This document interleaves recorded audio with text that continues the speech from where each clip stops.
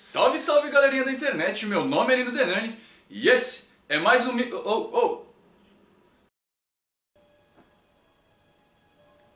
E esse é mais um vídeo meu aqui na internet.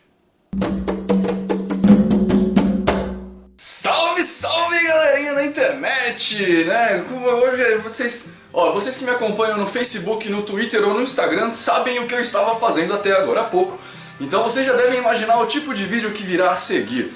Se vocês não me acompanham nessas redes sociais, que elas estão linkadas aqui, ó, tá o nomezinho dela, tá vendo? Aqui embaixo, o enderecinho dela aqui embaixo, vocês vão saber do que eu tô falando. Vamos pra frente! Enfim, o vídeo hoje, para continuar aquela série sobre os mistérios de Lúcifer, né? Nós vamos falar sobre uma figura muito comentada hoje em dia e muito pouco compreendida hoje em dia, mas que todo mundo costuma ligar à figura do capiroto, né? E logo como Lúcifer também é uma figura capirotesca, logo todo mundo fala que esse cara é a mesma coisa que Lúcifer, né? Será que é mesmo? Hoje nós vamos falar sobre aquele ícone maluco, né? Sobre aquela figura tão enigmática, conhecida por todos nós como Baphomet. Pra quem não sabe, Baphomet é esse cara aqui, ó. Né? Esse tiozinho aqui com cabeça de bode, seios de mulher, patas de caprino, chifres, uma estrela na ponta, na testa, né? Um pentagrama. Aliás, um pentagrama virado para cima. Na testa, uma tocha e asas de anjo, né? Vamos falar um pouquinho sobre esse cara hoje. Vamos interpretar esse símbolo, já que a gente está falando de símbolos e iconografias, para que a gente entenda quem é esse cara Baphomet aí, e se ele tem a ver realmente com o demônio, com Lúcifer e todos esses caras que aparecem por aí, que a gente fica falando o tempo inteiro que esse cara, né, não, Baphomet é demônio, né, vamos ver se esse cara é realmente demônio. Para começar, como eu gosto de fazer com vocês, vamos começar pela palavra, tá? Depois a gente vai lá pro desenho dele, tá? Vamos começar pela palavra, Baphomet. O que quer dizer essa palavra tão melindrosa, né, que dá medo em todo mundo? O que quer dizer esse negócio? A primeira premissa que a gente tem desse nome, dessa palavra Baphomet, aliás, a primeira pessoa que tenta interpretar, que tenta buscar a questão etimológica da palavra Baphomet, foi um austríaco chamado Joseph von Hammer-Pungsthal. Tá aqui, ó. Se vocês quiserem dar uma buscada no Google a respeito desse cara, vá lá, tá? E ele fala pra gente que a palavra Baphomet, na verdade, é a junção de dois termos em grego. Os dois termos em gregos, então, seria a palavra Bath e a palavra Metis, que quer dizer batismo, Bath quer dizer batismo, e Metis quer dizer sabedoria. Aliás, lembrem-se vocês que Metis é o nome da primeira esposa de Zeus, né? A esposa que brinda ele com um líquido lá, que ele vai dar pra Cronos vomitar todo mundo que estava dentro da barriga dele, né? Se vocês não conhecem a história da mitologia grega no comecinho dela, tenta procurar essa história. Mas enfim, Metis que era também uma das deusas do oceano, tá? Dá pra Zeus uma poção que Zeus dá pra Cronos e faz Cronos vomitar todos os irmãos de Zeus.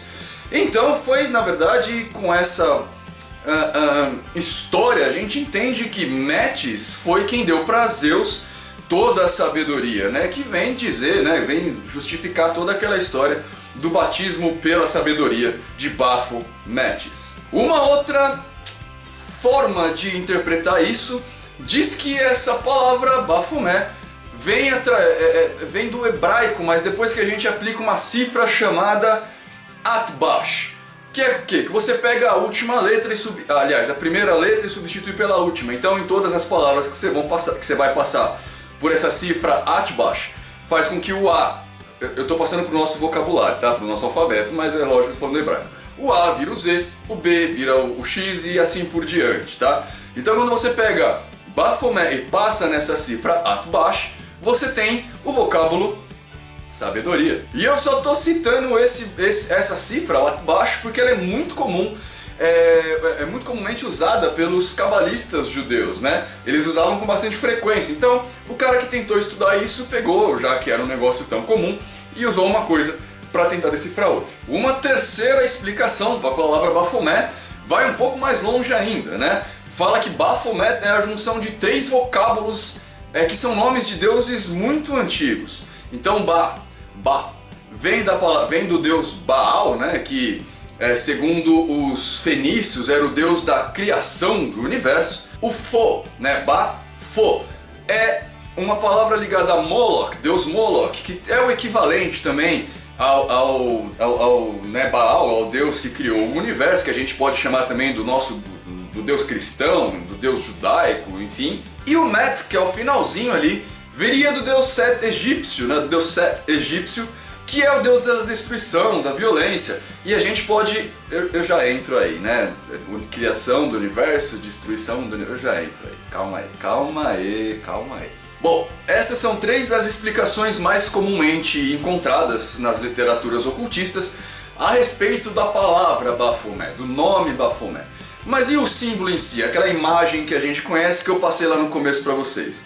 Da onde ela vem? Não importa qual fonte a gente pesquise por aí, tá? Não importa qual livro que você vai pegar, livros sérios, tá? Você vai pegar algum livro, sei lá, escrito por protestante, você vai, né? Não é isso que eu tô falando de livros sérios, tá? De livros ocultistas, né? Qualquer livro que você vai pegar desse segmento que explica a respeito de Baphomet, todos eles são comuns em concordar que a primeira aparição da figura do Baphomet tem tudo a ver com a Ordem dos Pobres Cavaleiros de Cristo e do Templo de Salomão, mais conhecido como Cavaleiros Templários. E por que é importante a gente citar isso, tá?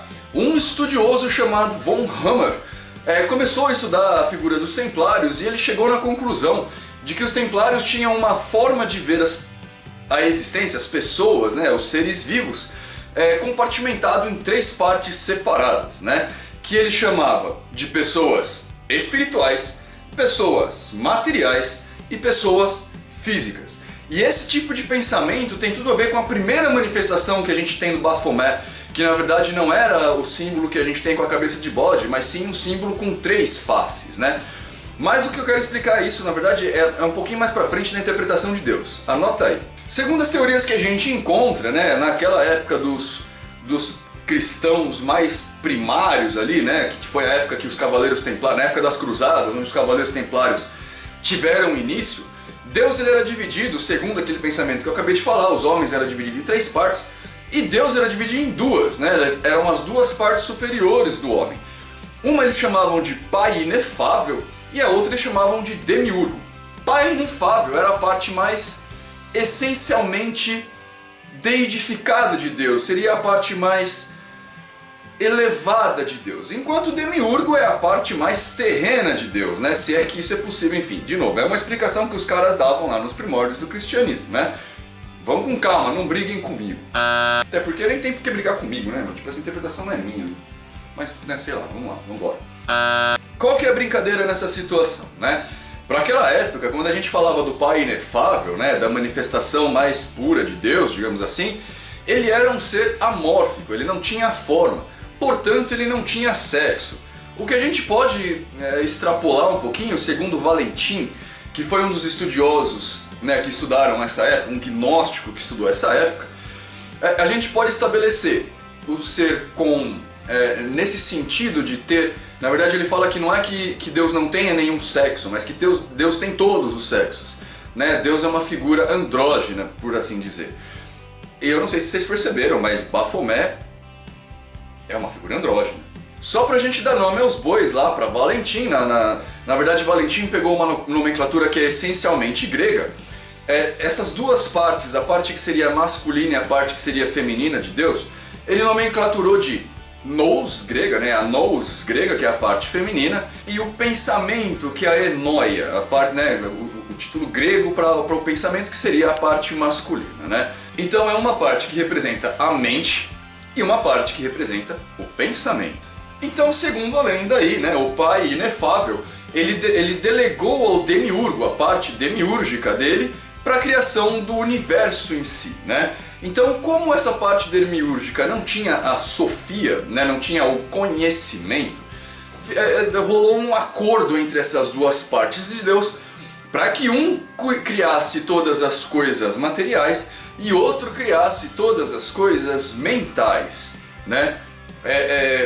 Seria o masculino, a energia masculina e a energia feminina de Deus atuando para que uma criação completa acontecesse. Se a gente pega, por exemplo, os ídolos da mitologia grega, a gente tem essa mesma figura, né? A gente tem o caos, que era o nada, e depois, para que alguma coisa nascesse, a gente tem a Gaia, que ela ainda assim precisa de uma terceira figura, né, que é Urano, né, que é o grande reprodutor. Então a gente tem o caos, que é o nada primordial, que seria aqui a parte mais sutil do Pai inefável, né, que é a mente do Pai inefável. A gente tem a parte mais terrena do Pai inefável, que seria Gaia, e a gente tem uma terceira parte aí, que é a parte que, segundo a teoria grega, dá luz ao mundo, né, que é a parte mais material, que é o demiurgo. Pegaram? É difícil, né? Mas vamos comigo. Mas beleza, né? Tá difícil, tá complicado, tá difícil, tá complicado.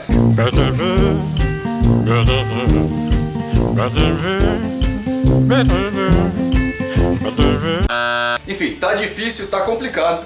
Eu imagino que a cabeça de vocês esteja assim, passando um pensamento assim agora. Meu, por que esse cara tá falando tudo isso a respeito de uma figura tão simples assim, né? Tipo, é só um bode sentado com um monte de símbolo nele, não é? Ok, vamos tentar aterrar a situação aqui, vamos tentar trazer o pensamento para nossa esfera e vamos tentar falar a respeito do símbolo de uma forma um pouquinho mais sutil.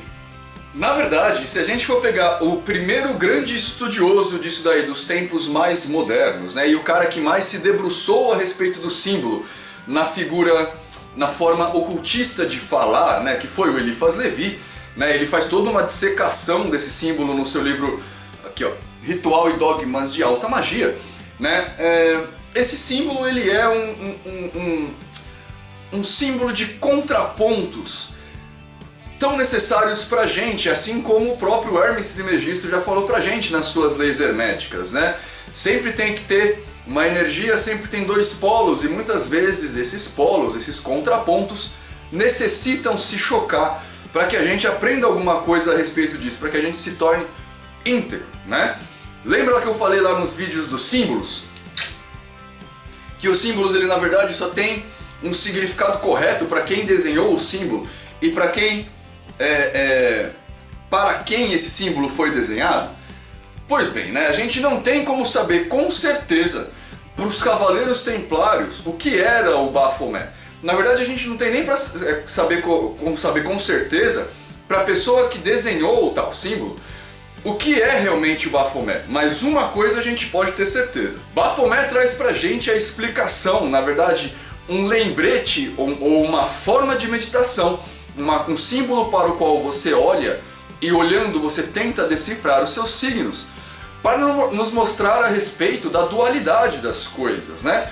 Ele mostra o céu e a terra, ele mostra a lua branca do positivo e a lua negra do negativo, ele mostra as partes masculinas reprodutivas, fálicas, que tem a ver com o bode, e também mostra os seios, a parte feminina.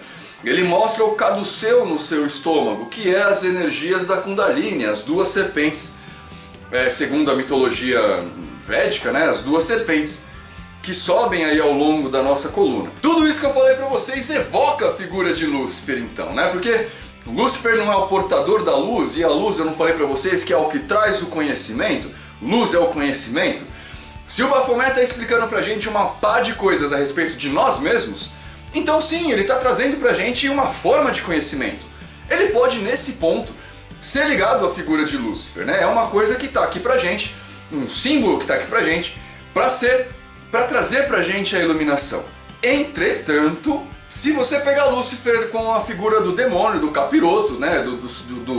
do malebolge, daquele cara que faz mal para as coisas, para as pessoas, aí não tem nada a ver, né? Mas assim como Lúcifer é um símbolo e a gente interpreta ele do nosso jeito, né? Do jeito que as pessoas querem, Baphomet também é um símbolo e também é interpretado do jeito que as pessoas querem. Hoje tem um monte de terreiro aí que usa a figura do Baphomet como um representante de um Exu, geralmente do Exu que eles chamam de Exu maioral, né? O Exu maioral do inferno ou o Exu Lúcifer, né? Tem nada a ver? Tem alguma coisa a ver, porque as pessoas que usam esse negócio identificaram um cara dessa forma. Isso vocês têm que ter na cabeça de vocês, e foi o que eu falei pra vocês no vídeo sobre símbolos. Não adianta a gente tentar interpretar um símbolo porque a gente quer. A gente tem que saber quem está usando aquele símbolo, o que quer dizer com ele, né? O símbolo por si só não faz nada. O símbolo por si só não tem mensagem nenhuma. a mensagem que um símbolo dá tá ligado à pessoa que criou o símbolo e a pessoa para a qual o símbolo foi criado. É isso que vocês precisam ter em mente, beleza? Baphomet então é o demônio?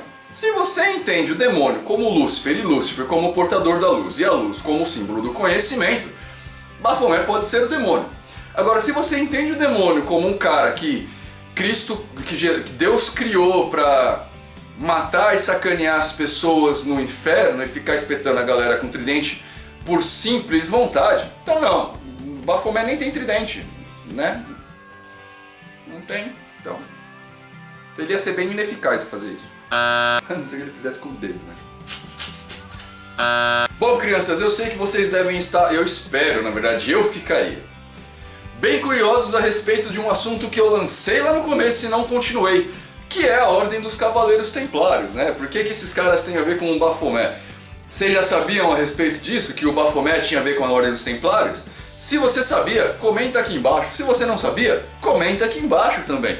Para que eu saiba do que, né, para com quem que eu tô falando aí, se todo mundo tá meio que na mesma pegada que eu. Beleza? Então, gente, isso é o que eu tinha para falar para vocês hoje a respeito dessa figura tão, né, tão misteriosa aí, o Baphomet. Espero que vocês tenham gostado. Se gostou, clique em joinha, se inscreva no nosso canal, espalhe a mensagem pelas redes sociais, que dá uma força brutal para a divulgação do nosso vídeo, né, do nosso canal aí. Se vocês esperam que eu continue fazendo mais vídeos, dê esse apoio pra gente, tá? Isso ajuda pra caramba, gente. Se quer conversar comigo, me procura nas redes sociais. Tem o Twitter, tem o Facebook, tem o Instagram, tem o Tumblr, tem um monte de rede social aí que eu tô fazendo parte. E aguardem, logo logo tem projeto novo pra vocês aí. Aposto que vocês vão gostar. Eu só vou dar umas dicas. Tem a ver com o fato de vocês se tornarem o meu patrão. O que vocês acham? Vocês gostariam de ser meu patrão? Já pensou? Vocês falam, aí Nino, fala disso, aí eu falo. Nino, fala daquilo, e aí eu falo. Nino, fala daquilo, e aí eu falo. Vocês serão meus patrões. E também tem uma outra coisa a ver, uma coisinha que eu tô bolando aí com um camaradinha que vocês devem conhecer, chamado Fator Medo. Depois eu dou mais detalhes. Beleza? Então eu fico por aqui, gente. Um abraço pra vocês. Até semana que vem, ó. Tchau!